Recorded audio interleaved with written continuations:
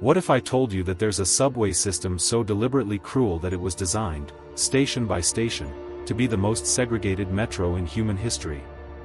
This isn't some ancient relic. This is a modern transportation network that turned catching a train into a daily lesson in human degradation. The geographical curiosities of this system are so shocking that international observers refuse to believe what they were seeing was real. Here's the uncomfortable truth: every tunnel, platform, and turnstile was calculated to ensure maximum human separation while keeping the economy running. The curious thing about geography is that once you understand how this subway was designed, you'll start seeing similar patterns in metro systems worldwide, including possibly your own cities. This story isn't just about transportation, it's about how ordinary people become complicit in extraordinary evil by simply boarding the right train car. But here's what makes this disturbing: the blueprints for this segregated metro didn't disappear when apartheid ended. They evolved and found new homes in democratic societies that would never admit to practicing segregation. The geographical curiosities that created the world's most segregated subway are being quietly replicated in cities across the globe, disguised as efficient urban planning. By the time you finish reading this, you'll never look at your city's metro the same way again. Imagine discovering that one of the world's most disturbing geographical curiosities was born not from an accident of nature, but from calculated social engineering. South Africa, with its unique geography of plateaus, mountains, and extensive coastlines, became the perfect laboratory for one of humanity's cruelest experiments. Apartheid, which means segregation in Afrikaans, was a regime of racial separation that extended from 1948 to 1994, with more than 300 segregationist laws approved against blacks. Those who study these historical curiosities realize that geography didn't just influence culture, it was deliberately manipulated to create social divisions that echo to this day. The first seeds of segregation were planted long before official apartheid, when colonizers realized they could use the territory's natural characteristics to control entire populations. The Afrikaners, descendants of the Dutch, developed a system that transformed mountains into walls and rivers into racial borders.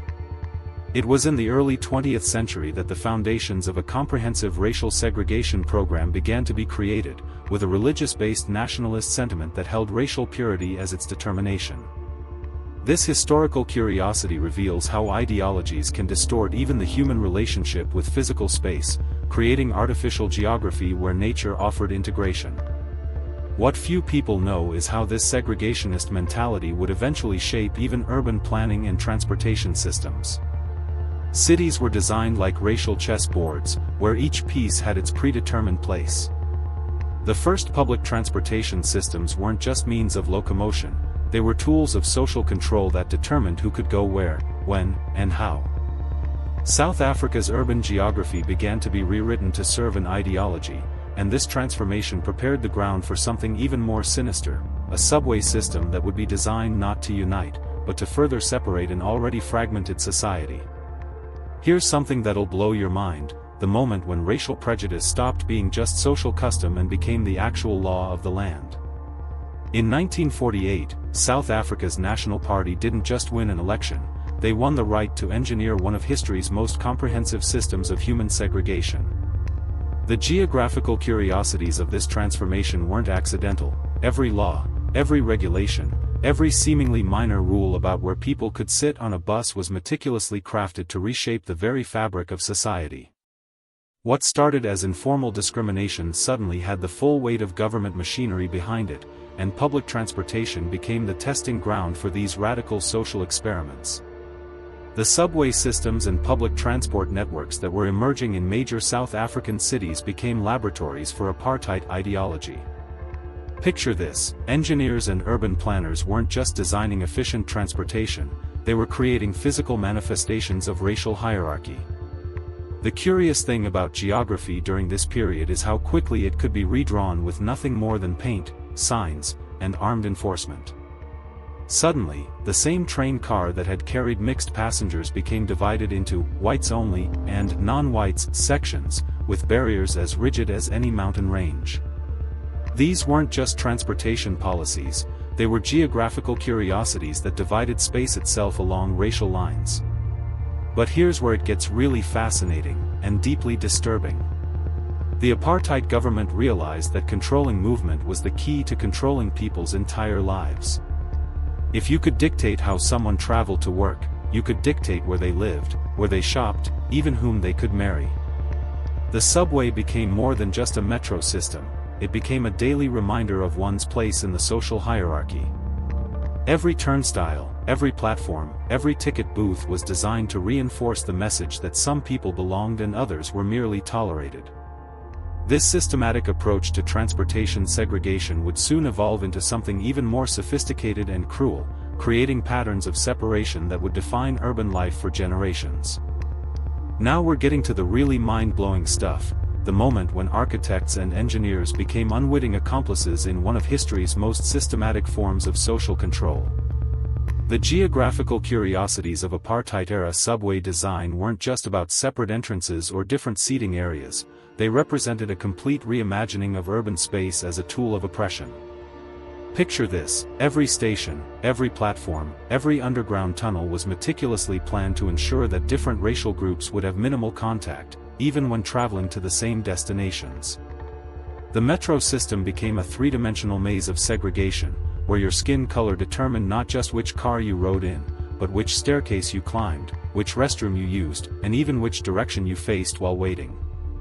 The curious thing about these geographical arrangements is how they created what experts call engineered isolation, a system so sophisticated that it made segregation feel natural rather than imposed. White passengers might travel underground in air-conditioned comfort, while black passengers used overcrowded surface routes or separate underground sections with inferior ventilation and lighting. The apartheid planners understood something profound about human psychology: if you control someone's daily movement patterns, you shape their entire worldview. These weren't just transportation networks, they were psychological conditioning systems disguised as infrastructure. The metro became a daily classroom where millions of people learned their proper place in society, one commute at a time. But here's where the story takes an even darker turn: the international community was largely silent about these architectural atrocities. While the world focused on dramatic protests and political speeches, the real work of apartheid was happening in the mundane details of everyday infrastructure. Subway designers from other countries even studied South African methods, curious about the efficiency of segregated transport systems.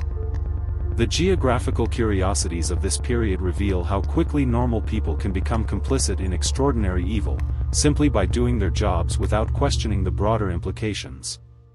This systematic approach to dividing human beings through urban design would create social wounds that cut far deeper than any law or political decree ever could. Daily life in segregated transport, real stories from those who lived this reality. Let me tell you something that'll absolutely shake you to your core: the human stories behind those cold, calculated subway designs were anything but theoretical. Sarah Bartman, a domestic worker from Cape Town, had to wake up at 4 a.m. every day just to navigate the labyrinthine metro system that added 2 hours to what should have been a 30-minute commute to her job in the white suburbs. The geographical curiosities of her daily journey weren't just inconvenient, they were deliberately designed to remind her, every single day, that she was unwelcome in the very places where her labor was essential. These weren't just transportation challenges, they were daily humiliations engineered into the urban landscape, creating a geography of degradation that millions of people had to endure just to survive. The curious thing about these real-life experiences is how they reveal the absurd contradictions of the apartheid system. White families depended entirely on black domestic workers, yet the metro system made it nearly impossible for these workers to reach their jobs efficiently or with dignity.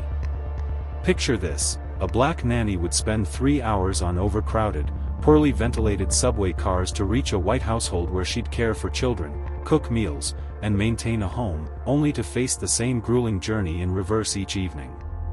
The geographical curiosities of this arrangement meant that the very people who kept white households running were treated as unwelcome intruders in the transportation system that connected these worlds.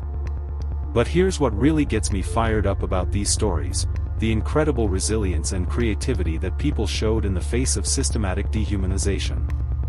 Communities developed elaborate informal networks to share information about subway delays, safer routes, and which stations had more sympathetic guards. Women like Sarah would organize carpools that defied apartheid geography, creating their own underground networks of mutual support. The metro might have been designed to isolate and control, but it couldn't crush the human spirit's determination to find connection and community. These daily acts of resistance were quietly reshaping the very geographical boundaries that apartheid tried to enforce, setting the stage for the larger struggle that would eventually bring down the entire system.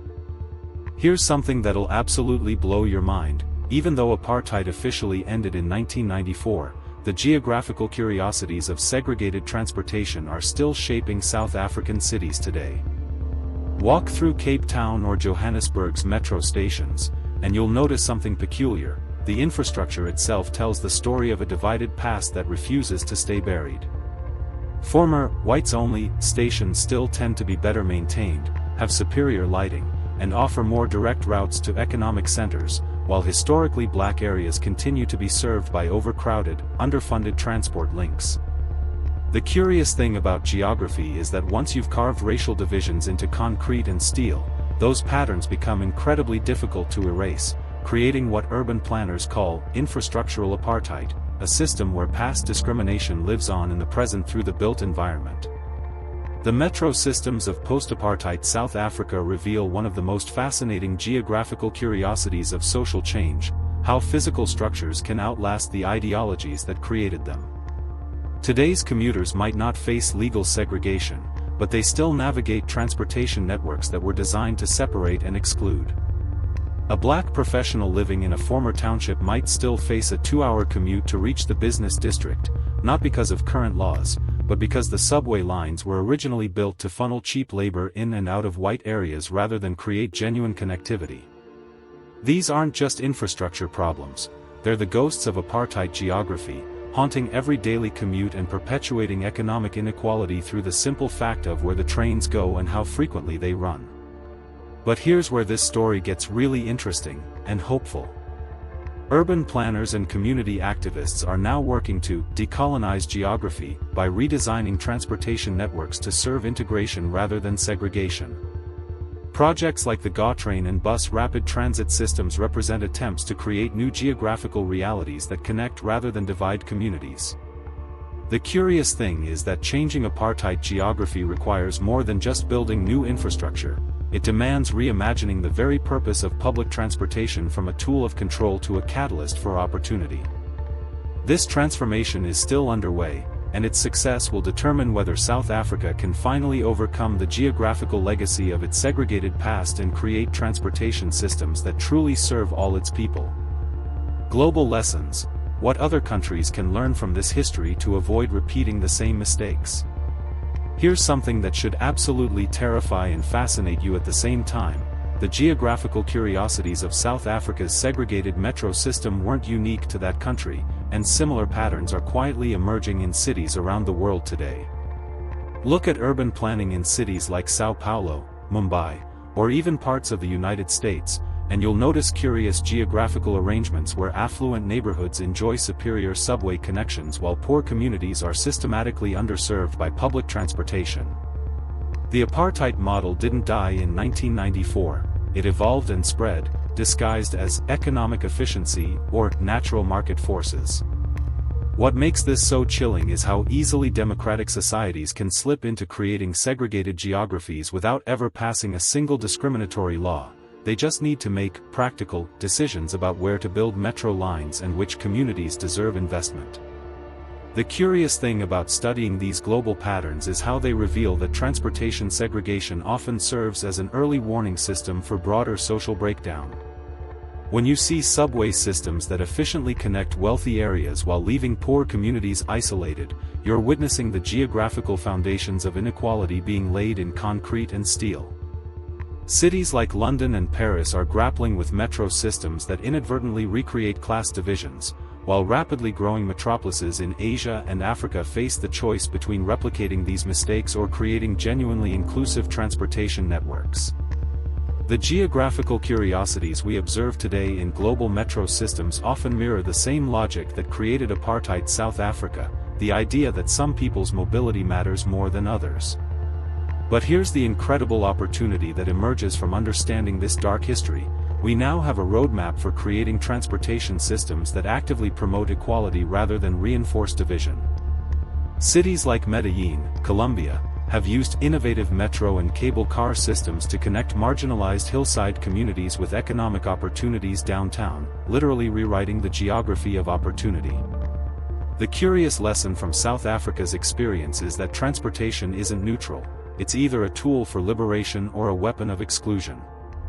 Every new subway line, every bus route, every bike path represents a choice about what kind of society we want to build. The question facing urban planners worldwide isn't whether their transportation decisions will shape social relationships, it's whether they'll choose to create geographical curiosities that divide or unite their communities. So here's my challenge to you: now that you know about these geographical curiosities, what are you going to do? Will you go back to your daily commute tomorrow and ignore the inequality patterns in your own metro system? Or will you start asking why certain neighborhoods have better subway access while others remain isolated? Look at your city's transportation with fresh eyes. The curious thing about understanding apartheid geography is that it gives you the power to recognize engineered inequality everywhere. But knowledge without action is just entertainment. Start conversations, ask your city planners tough questions, support projects that connect rather than divide communities. The geographical curiosities we explored aren't just about South Africa's past, they're about your city's future. Every transportation decision being made right now either perpetuates segregation or dismantles it.